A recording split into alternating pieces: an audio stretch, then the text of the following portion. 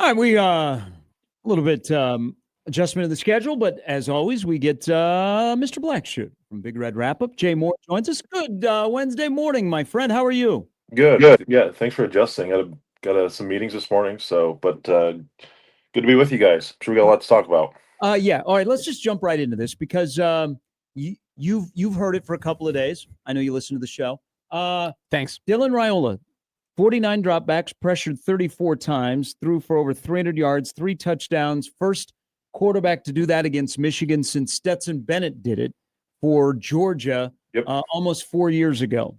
And I think every game from here on out is always about a Dylan conversation. Good, bad, ugly, Yeah. whatever. Just who he is. But what's your thoughts on the discussion about Dylan post the game on Saturday? Um, my thought is again, I think you're spot on. There will always be a discussion whether it's good, bad, and different, comparing him to Mahomes, whatever it is. I think he's playing at a very, very high level. Not only one of the best in the Big Ten, but one of the best in the country right now. And how he is efficiency. Look at all his numbers. Look at the data. I mean, he's top 10 in the country on how he's operating. I know people get frustrated with lack of mobility, and he's increased it from last year. He got out of a Yeah. couple dicey situations in that game yesterday, yesterday on Saturday. But listen, Nebraska is not in that football game without him on Saturday. He's going to keep playing. All these people that think that Latif needs to get a shot because he has mobility, maybe has more arm strength. Listen, this offense, Dylan has full control of this offense. Rule and Holgerson have full trust in him, and it's not going to change. And he is damn good. I get it. I get frustrated as well with sometimes not stepping up in the pocket and just getting rid of the football. But that's every quarterback has a propensity to do that at times. Mahomes does that sometimes too in Kansas City. Other quarterbacks do it across the NFL. So listen, I think he's playing at a high level. He's going to keep getting better. Trust me, they're going to continue fixing this offensive line and finding him protection in different ways. If they got to switch out positioned, tackles for different people, chipping more, doing things, get him the ball out of his hands quicker. That will happen. And he just, I have full trust when he's in there. I know he is going. He's made one bad decision with the football really, and he's had one turnover in 4 games and one interception. Than that one we had against in Michigan on Saturday. They just did a good job of kind of cherry picking and kind of disguising coverages, and he got fooled. And Michigan's a good team; it's a good defense. That's going to happen sometimes, but he's playing at a high level, and I'm excited to see how this offense continues to progress. Hopefully, get some run game help and get him a little more protection, and he's gonna continue to play at a high level. Yeah, I think that the argument about the lack of mobility maybe within the pocket might be warranted because I mean his pressure to sack percentage is 28%. That means 28% of the time when he gets pressured, he ends up getting sacked. And that is number one in the country amongst qualified quarterbacks. But I think it was very nicely said by you, Jay. Like you just kind of have to take the good with the bad. And you look at all the other raw statistics. He is a top 10 quarterback. He's playing like that in the country. Do you think though that this whole 5-star moniker it has kind of gone against him, and the expectation is for him to play damn near perfect? A little bit. I last night with Andy Kennedy was on the show, and he kind of brought up a good topic too, of how now fan bases and fans in general are kind of factoring in what players are getting paid, Yeah. and making judgment on that. Now it's kind of NFL, right? So and so is making. He decided a $200 million contract. He's making X amount of dollars a year. He better perform like he's making. Um, he's making. He has two commas in his salary, right, or his NIL, whatever it is. I think that's adds some of that to it. And obviously, we know Dylan's getting compensated very well um, at Nebraska, and he should. So I think that's a bit of a factor. But like he is damn good. I mean, those Mm. off, out of pocket throws, dropping arm angles, doing all these things that he's done within his offense, kind of creating. Um, those are high level stuff. And listen, Nebraska with his immobility, Nebraska is put behind the 8 ball just slightly. You are playing essentially 10 on 11 football because with his inability to run, he is not a threat to keep it in a zone read Yeah. or anything like that. So that Nebraska's already behind the 8 ball in offensively already. Teams aren't going to, they're going to sit back there with two high safeties and just say, hey, we know he can't run. We know you're struggling to run the football in general. We're not going to let him beat you with his arm. And we can do some things. So Nebraska has to attack that differently and try to find other unique ways to let this offense go without a true mobile quarterback back there. But what he's done and playing 10-11 football, I mean, it's really really good. I mean, I know I just get as frustrated as all the fan bases um, watching him play and getting the sacks. But some of that's on him, some of that's on the offensive line. They got to protect better and do a better job. But I think I'm totally confident Nebraska will find ways to clean things up, get things fixed, and Nebraska will be better because of this performance against Michigan. They got punched in the mouth a little bit, and it's I know you want to win everything, trending in the right directions, but I truly believe that they're gonna find ways to fix this and get it fixed by Michigan State. Speaking of fix, because you're a fixer, but you're also a guy that your whole goal was to put the quarterback in the ground. Were you taken aback by maybe Michigan's edges being faster than you thought, or Nebraska's tackles being on the struggle bus? How Yeah. what surprised you the most, and what is fixable the next time you see guys on the edge that can get to the quarterback with one quick, just straight up the field move? Yeah. I tell you what, I thought Nebraska's O-line would play better, and I drastically undervalued Michigan's front four. There's 7 guys that they play up there. That they got some dudes. Number one's a dude for Michigan, and I just shame on me for not. I mean, I've watched a little. Obviously watched a good amount of the Oklahoma game and a little bit of their Central Michigan game, but uh, they got some they got some cats that can flat get after with speed and athleticism, and they're gonna be playing on Sundays. So there's something to that, and I'm a little concerned that Nebraska had with Gotula and Prohaska they struggled. Nebraska's needs to find a way to get Pritchett up to speed. I think he's their most talented guy that they have. There's a reason why they got him from Alabama and they paid him money to get here. They got to work with him, whether it's a mental thing or whatever, to get him up to speed because I think he's your best option going forward at one of the tackle spots. And maybe you move him to right tackle because he played that consistently at Nebraska and just get him on the field to help him out. But yeah, very, very surprised. With Nebraska's depth and the amount of guys that have played a ton of snaps on the O-line, I just was a little shocked by that performance.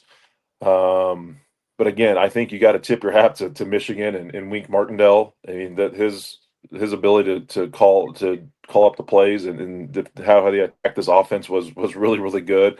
But the other thing that's also frustrating too is they got home with 3 guys one time, and that's inexcusable as an offensive line. I mean, you have 5 guys, they have 3. You should own them. They should not do that. That he just kind of split the guard and tackle on the right side there and made a play and tip of the cap to him, but that can't happen. So I know Coach Raiola is working on Donnie's working with them, getting in their ear. They're probably practicing right now this morning, getting ready to and getting better. But yeah, that was both. I undervalued Michigan's front 4, 5, 6, 7 guys, and I thought Nebraska's O-line would handle it better, but obviously that was not the case. So Nebraska's red zone percentage, and this is including field goals as well. This isn't just touchdowns. It's field goals plus touchdowns. The red zone percentage is 81% in scoring in the red zone. It's 80th in the country.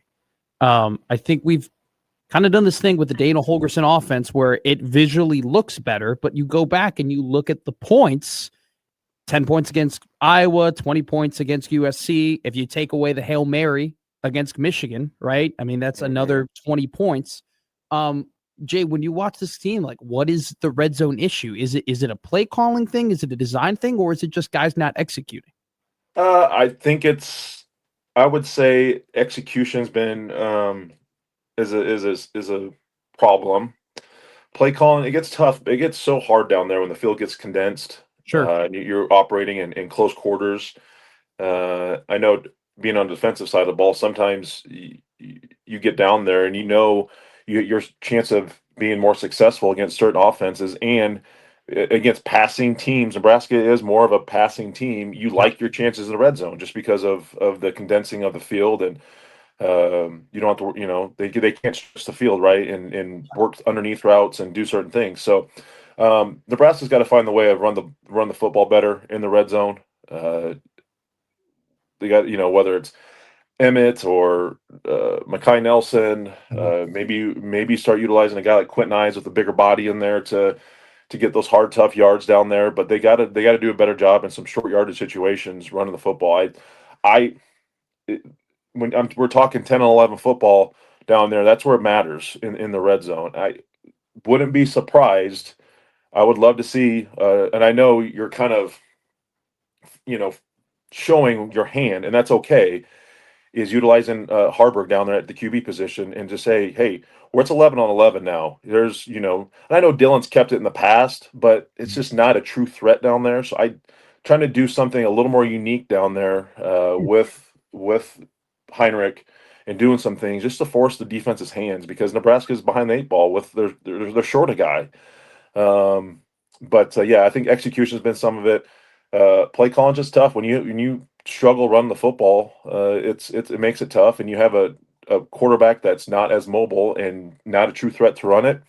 It's hard to score in the red zone if you don't have those two key options of running the football down there. Yeah, this is a good Sam McEwen stat. So Nebraska currently in the red zone rushing the ball 2.78 yards per carry, tied for 82nd nationally.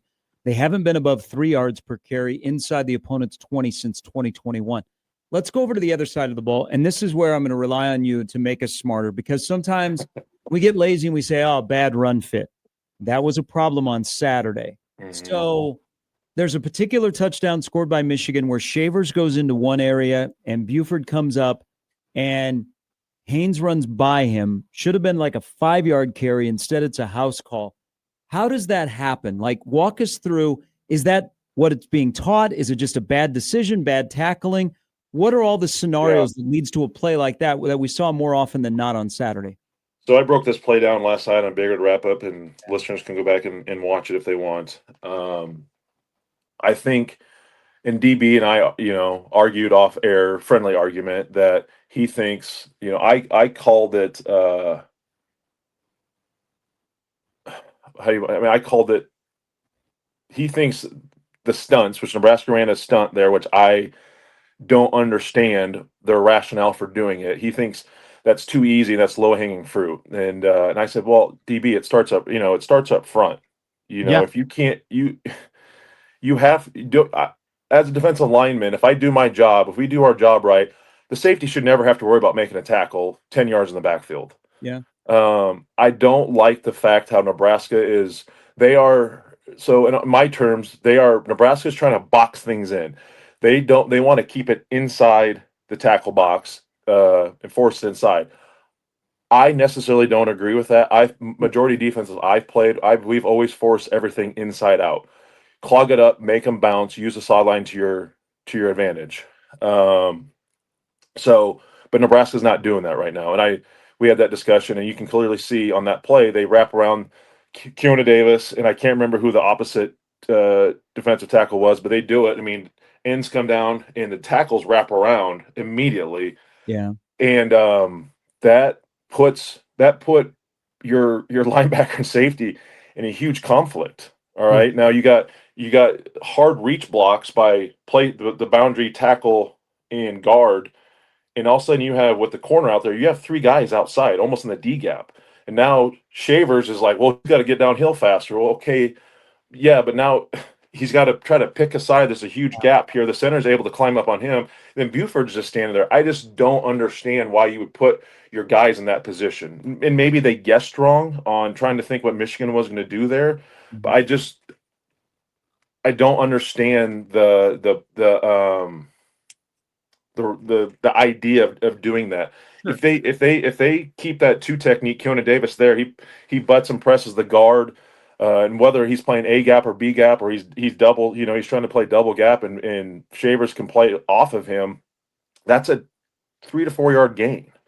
But you just created this big hole, and now you have to you force your linebackers and safeties to make a really tough decision and put them in such conflict where they're damned if they do, damned if they don't.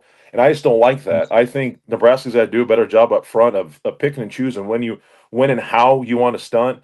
I think they need to get back to forcing things outside. They've done this numerous times through this year. They did it numerous times last year in this 3-3-5 where they run these guys outside on run plays and they get gashed by it. And I don't get it. I don't understand it. I'd love to sit down and say, why are you doing this?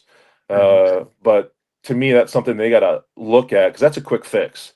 I've been a part of defenses too where we've tried to move guys around a lot and stunt, and it gets tough. And you to clean things up, maybe it's just one quick move or it's just one. You go from A to B, B to C, and that's it. You don't have to try to worry about crisscrossing guys. It's just things get messy. So that's something they got to figure out and attack because Nebraska has not done a good job of executing them, and teams have taken advantage. Cincinnati took advantage of it. Luckily, Akron and you didn't see it as much against Akron and Houston Christian, but obviously Michigan exposed them heavily on it, and that can't happen because they're going to play other good offenses and other good teams that can run the football. Michigan State being one of them in a couple of weeks, where those whether it's a communication thing, an execution thing, can't happen anymore. And that's case in point right there. Yeah, great breakdown. And that's the 75-yard touchdown run by Justice Haynes. As always, I appreciate it. Thank you for making us smarter.